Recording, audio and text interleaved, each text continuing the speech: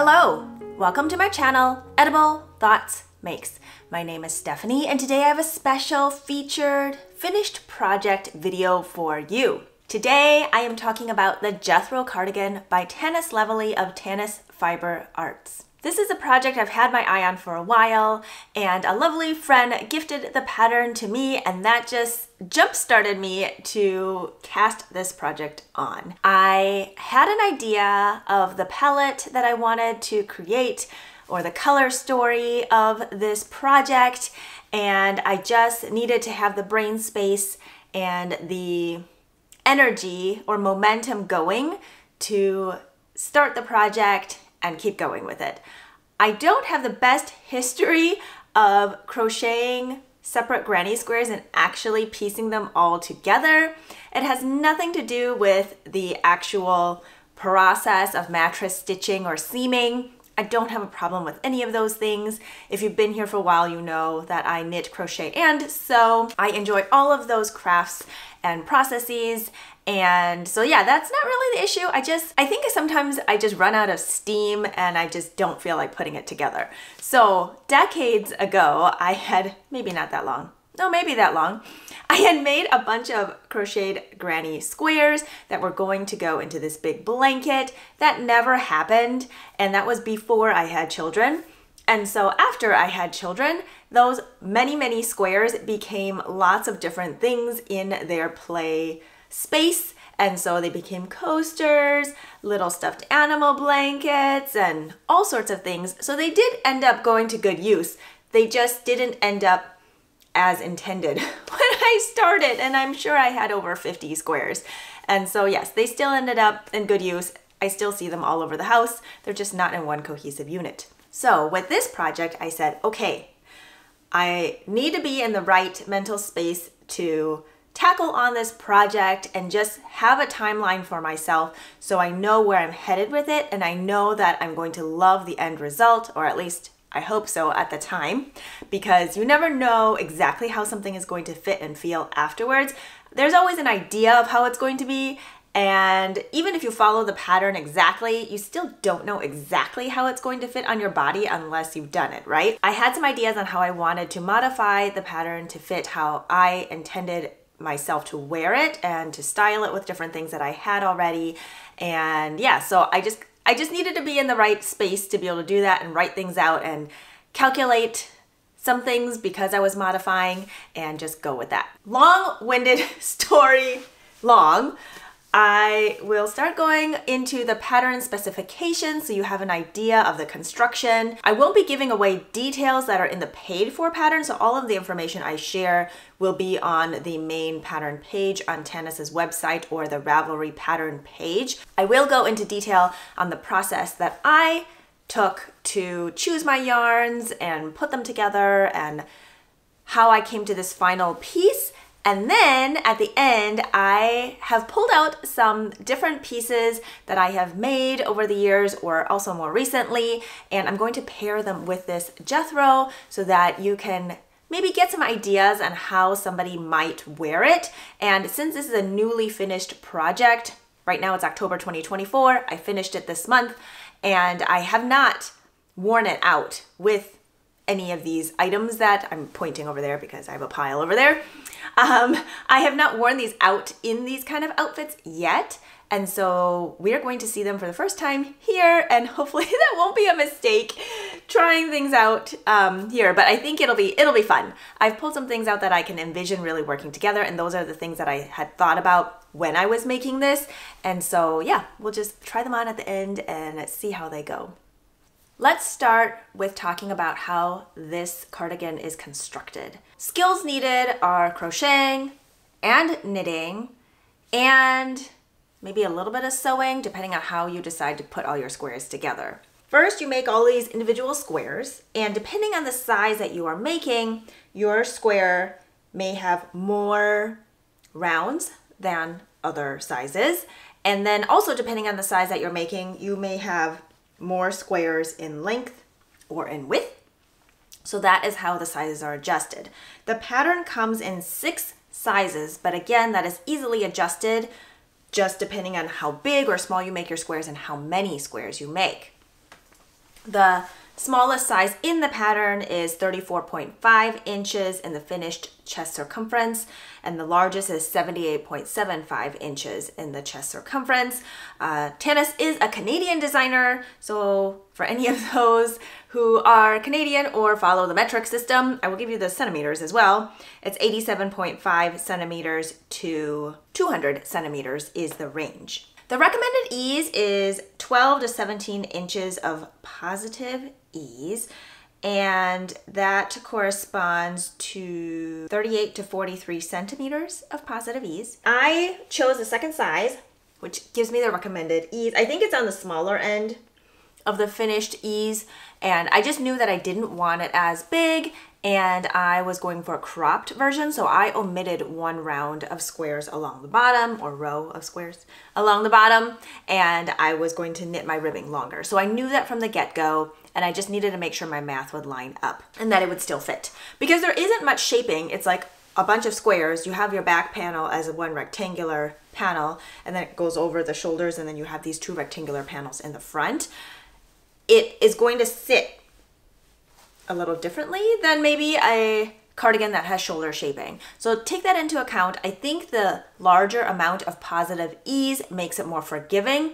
So definitely err on the side of more positive ease than less positive ease. Otherwise, I think the shape of how it fits might not end up working out just because there isn't that extra shoulder shaping.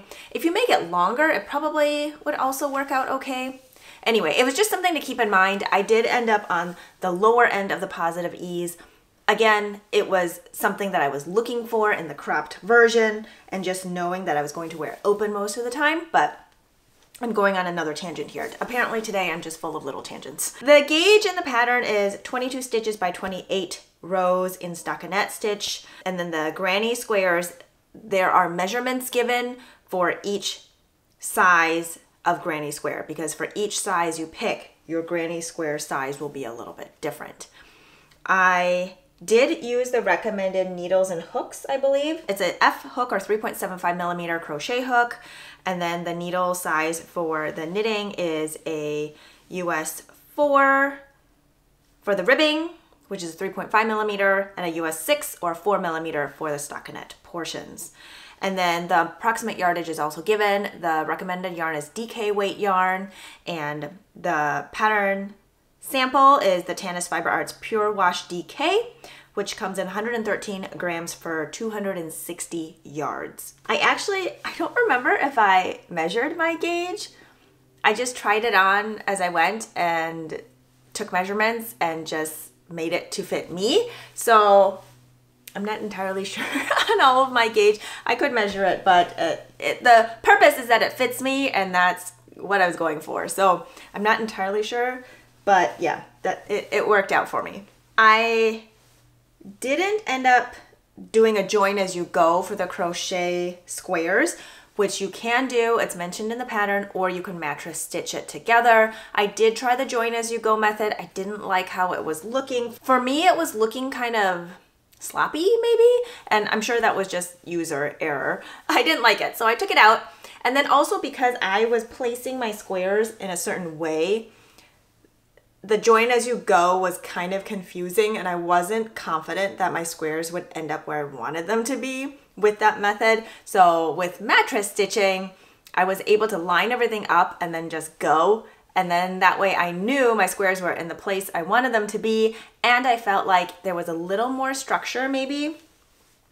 I don't know if that's true or not, but I just felt like I had a little more control in where things were going, and I could see it, and it just worked better for me. And I don't mind mattress stitching, so that was fine. I will say there's a lot of ends to weave in, so if you do not like weaving in ends, maybe this is not the best project for you. However, you could also decide to just make all the squares a solid color instead of changing, or maybe use self-striping yarn or something else where you wouldn't have to change every single round. I did weave in the majority of my ends. There are still some hanging out, which I probably will just weave in over time. They're not coming out because I double knotted everything at each like start and end since it's on the inside. And yeah, it's fine. Some of them have already slightly felted maybe. So I don't think anything is going anywhere, and If anything pops out through the holes in the front, then I'll just weave it in as I go. But otherwise, most of them are woven in, and I did not find it to be that painful of a process. It was just fine. The pattern does talk about choosing a yarn that is a little more drapey because crochet tends to create a denser fabric. Something to keep in mind when you are picking the yarn. And then the sleeves are intended to be a little more fitted, and I don't think I went for the same decrease rates as the pattern because I don't like really fitted sleeves. And so when I was seaming the sides up, I just made note of how wide I wanted my sleeve circumference to be around my bicep, and then kind of went from there. And then I might have just knit even with no decreases until I hit about elbow, and then started some decreases along the forearm area. But again, that is something that's customizable to however way you want it. You could do no decreases and just knit all the way till the cuffs, and you could do like a rapid decrease before the cuffs or not at all, and then just have like wide cuffs. I knew I was going to be wearing this as a layering piece, and so I wanted sleeves to be able to fit underneath this, and they fit really comfortably over this light wash, lighter weight denim shirt. I don't feel any bunchiness in the armpit areas or along my arms. I feel like it is perfectly comfortable, especially on this autumnal day. It was 35 degrees Fahrenheit this morning, and it was just perfect. It just felt so good.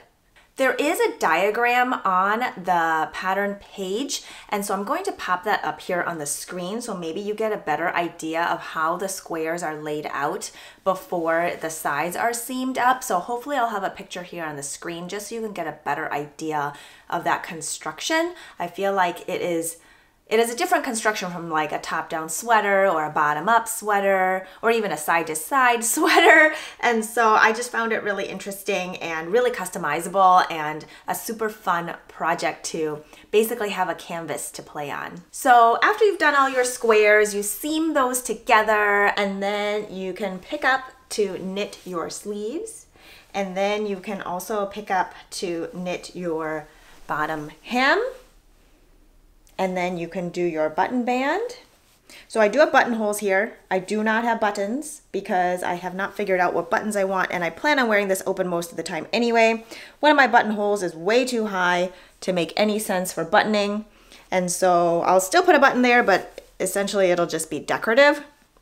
And so I did 1, 2, 3, 4 buttonholes, but I really probably could have just done 3 or even 2. The third one would button okay here, but the fourth one would just really be decorative. It would not be something that would make sense to button. I think if I buttoned the bottom too, that could look really cute because that would just be basically at my natural waist. I cropped it to hit right above my hip bone, so closer to my natural waist. My ribbing is right at my natural waist, and I think that looks really nice. I will try it on for you later with some higher waisted elastic skirts and a dress that has like a higher line where the bodice and the skirt start, and I feel like that'll go really well together. Now the yarn I used, I mentioned I held fingering weight double, at least I think I said that. I used Purl Soho's linen quill. This is a 50% fine Highland wool, 35% alpaca, 15% linen. I have used this yarn in multiple projects, which is also why I have so many different colorways of it. This is all yarn that I have purchased over several years and have used in multiple projects. I did have to purchase 2 additional hanks of this raw sienna main color because I did not have enough, but everything else I was either able to use until it completely ran out, or some of them have less than a gram left, and that was just really exciting to be able to do that. I find a lot of satisfaction in knitting something all the way to the end. I know some people do not like to play yarn chicken. I call it yarn management, and it just calculated yarn management. But yeah, it worked out pretty well. I loved it. So those that had smaller amounts may have been used as more of the center round, and then those with bigger amounts I saved mostly for the larger rounds. But I didn't weigh anything before or after because I was just playing with the yarn and I didn't want to have that tedious task of weighing everything, and so I didn't. I did use, I think, probably over 15 colorways. I did write down the colorways. Let's see, 1, 2, 3, 4, 5, 6, 7, 8, 9, 10, 11, 12, 13. 13 different colorways, and I I'm so delighted with how it turned out. The main color I used here is Raw Sienna, and all my squares are different. I used the same color palette throughout. I'll hopefully have a picture here on the screen of the yarns that I used prior to knitting and crocheting them up. And then I just played and I made sure every square was different. And then I wanted to have a little bit of organization to it. So on this bottom row, all of the squares have the outline of Kiln Red, which is like this rusty red color. And then in the middle round, I believe they all have this like yellowy orange. I want to say it's butterscotch yellow as the round, outer round. And then on the top, it's a little bit different. So on one side, the front, it has Baked Earth as the color going away, as the color going all the way around. And on the back, that top has Honey Pink. So that's like a slightly pinky yellow. And otherwise the inside is all different. So every square is still different, but they have that one thing kind of holding them together between each round. And then the main color going all the way around again is Raw Sienna, and I used that for the sleeves, the hems. I think that is all I have to say on that. And now let's get to some outfit changes.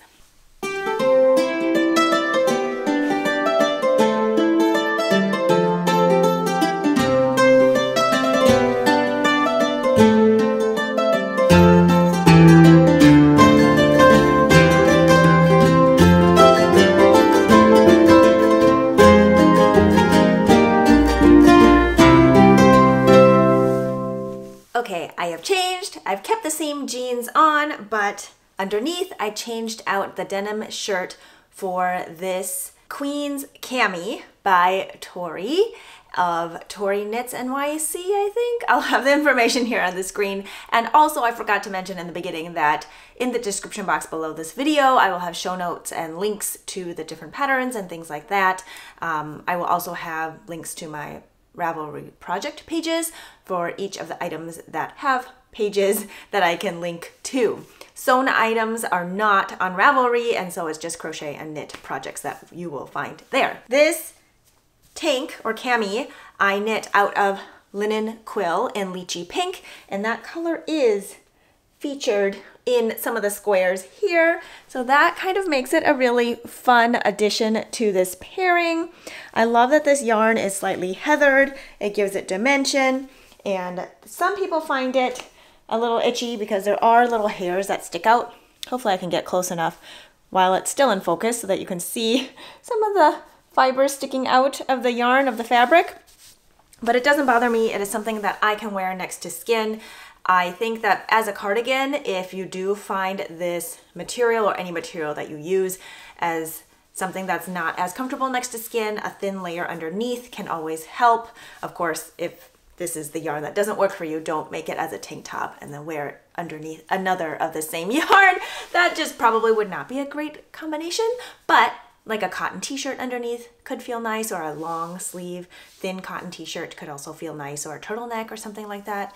And yeah, so this is one of the outfits. I guess not really number one because I already had a first outfit, but yeah, I really like this combination. I think this looks nice. This camisole, I wasn't sure if I would have enough yarn, so I actually have a different color, peony pink, I think, on the inner hem here, and that color is also in this cardigan. So yeah, this is one of the outfits. I really like it. I think it looks really nice. And now I will put on another one.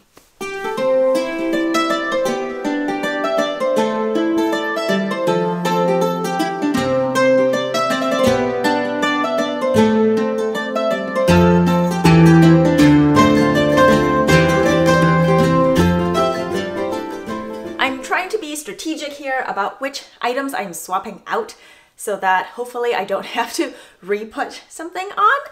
But yeah, so I kept the same Queen's Cami underneath. I switched out the jeans for this self-drafted maxi tiered skirt that I sewed this summer. It has a lot of different linen fabrics, a warm brown, which complements the warm colors in the cardigan. And it has this soft dusty pink, which also complements colors in the cardigan. And I think I am way too high up for anything to be visible. So I'll come down a little bit. And then I feel like the little pop of blue adds a good contrast in a cooler color. And overall, I feel like it works really well. So earlier I had the cami on the outside of the jeans. Here I have it tucked in to this skirt. And I feel like the way the cardigan lays naturally at an angle where the back is slightly longer than the front, I think it works really well with this height of waist. And yeah, I think this one works really well. So now I will switch into something else.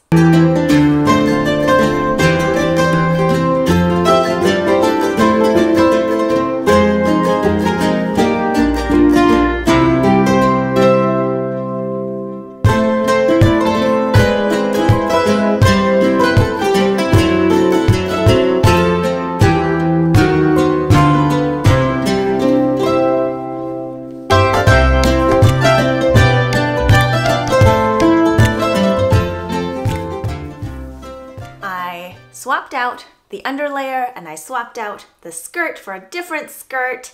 This is my mini mock neck tank by Jessie Made Designs. I knit this out of Emma's yarn and it is one of those big hanks of yarn. I don't remember if it started out at 150 or 115 grams of yarn. Hopefully I'll have some details here on the screen. And this is a merino cashmere nylon blend. It's super soft, it's so comfortable, next to skin soft. And this colorway was Arches. It's a beautiful neutral beigey sandy color. I initially left the neckline as a raw edge and then went back and knit the mini mock neck part, and I really like how it turned out.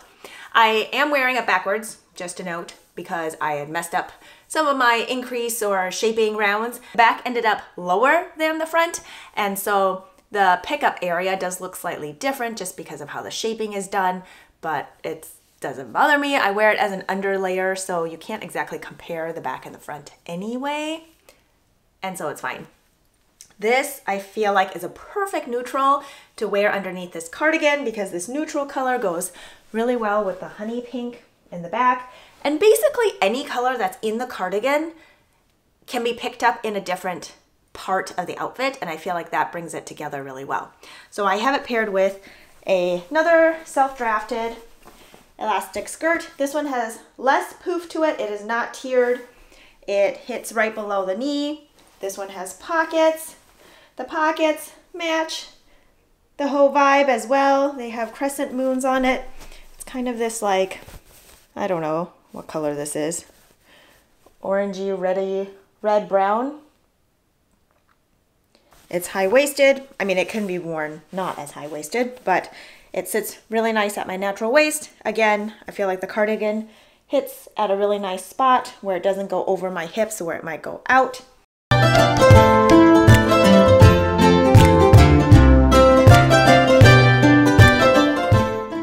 I feel like this is an easy cardigan to throw on over anything that can make it dressy or more casual. Like with the jeans, I feel like it was more casual, and maybe when it's colder and I don't want my legs exposed.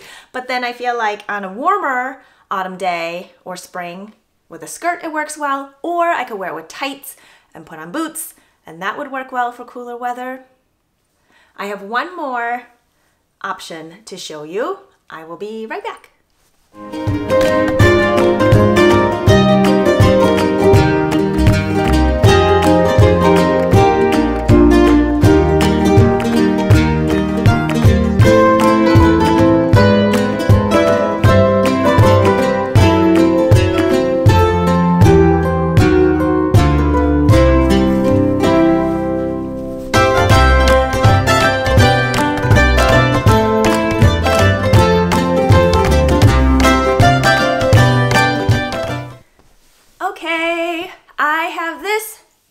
With my Lawrence dress. It is a linen dress that has tiers and gathering and pockets, and the pockets are a mushroom flannel, and I just love it. I've talked about this dress on a previous episode. I'll hopefully link to it in the top here or in the description box below the video.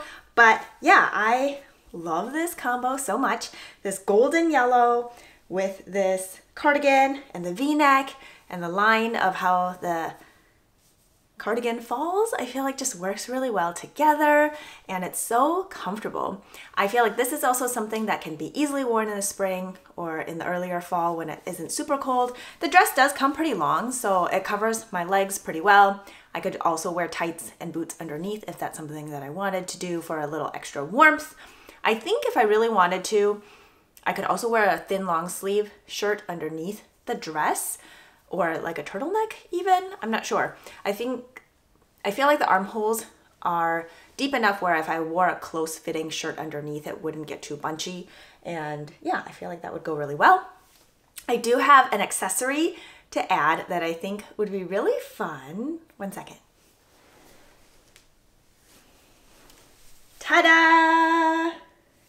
If you've been here for some time, you will know that I have knit several of these half and half triangles wraps. This is a free pattern by Purl Soho. The recommended yarn for the pattern is the linen quill, and you don't have to use that, but it is what I have done. And the colors here, I don't know if there was any turmeric yellow left to knit into my cardigan, but there's definitely the honey pink, and I feel like this combo just goes really well. And again, if it is chillier, oh, this is so cozy. I just love it. So I can wear it with the yellow side out, or I can wear it with the lighter side.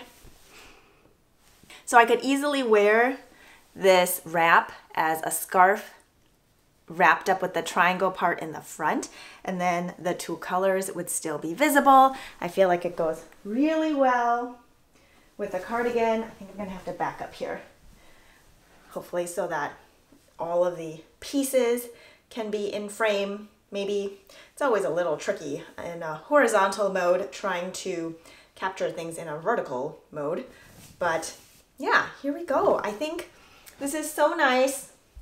I would definitely wear all of this together. It is very much like golden autumnal vibes, and all the leaves are changing right now. The maples are bright orange and yellow and red, and I feel like it's kind of embodied here in this outfit, and I just love it. It makes me so happy. I forgot to mention earlier, the earrings that I'm wearing are by a local artist and made in Minnesota, I think. I will have it linked below in the description box to her shop, her website. But yeah, I feel like this red and floral also goes really well together. I'm really feeling the autumnal vibes here, if you can't tell. We are unseasonably warm right now. Our highs are probably like 10 to 20 degrees higher than they're supposed to be at this time of year. End of October, we're supposed to get snow. We usually get snow at the end of October, middle of October even, but it's just not happening this time. And maybe I'm just like trying to will it to happen with all of my autumnal vibes going on here. But the golden yellow is really making me feel like mid-autumn time of colors, and I'm here for it. I'm here for it. One more thing I wanted to mention is that if you are maybe in a warmer climate or big shawls just aren't your thing, if you have a little square silk scarf, that can be a really nice little accessory just to keep your neck warm, or maybe you've knit one of those tiny skinny scarves. I feel like that could go really nicely here. I think with this color scheme, maybe like a rusty red brown could look really pretty, or a poppy red could look really pretty. But yes, this little silk scarf I feel like is a nice little bit of something for this neck coverage, especially with this V-neck dress that I have on. And also, if your cardigan might be a material that isn't as next to skin soft and your neck area or chest area is a little more sensitive, wearing a silk scarf or cotton scarf or something that is next to skin soft for you can help create a little barrier between your skin and the material that you are wearing that you might be a little bit sensitive to. So not only is it a fun accessory, it's functional in the sense that it allows you to wear your knits that may be bothering you. I feel like some materials, when it's cold, it doesn't bother me at all. But if it's slightly warm and I'm going to maybe sweat, then I will feel the prickle a little bit more. And so something like a silk scarf has saved me when I'm wearing a sweater that maybe has a higher neck, and the wool typically doesn't bother me when it's cold, but if it's just slightly warmer, having a silk scarf as a little barrier can be really nice. Okay, I think that is everything I wanted to share with you today. I hope it got some ideas going for you. Maybe this is a cardigan that you would like to make, or at least you feel a little more inspired to make, or maybe it demystified some of the process for you. I feel like this project is definitely a little bit more of an adventure compared to some of the other projects that I have made.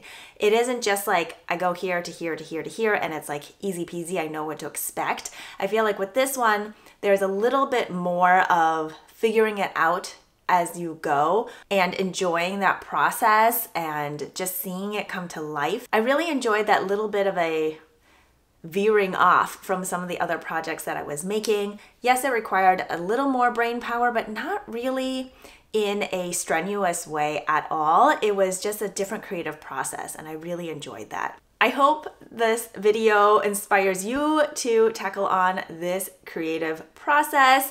And if it is not something for you, I hope that this video also helped you decide that this is not the project for you. I feel like sometimes it's hard to know if the process is going to be something that you enjoy or not. I do encourage you to swatch, and that way it gives you an idea on what your gauge intention is like, what kind of fabric you like, if the yarn that you've picked you like in maybe knit stitches but you don't love in crochet.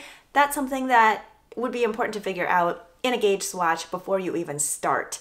And so yeah, I really hope that you give it a go if it's something that you think might be up your alley. With that, cheers to being creative. I hope you're doing well, taking good care of yourselves, your loved ones, and your neighbors, and I will talk to you next time. Bye!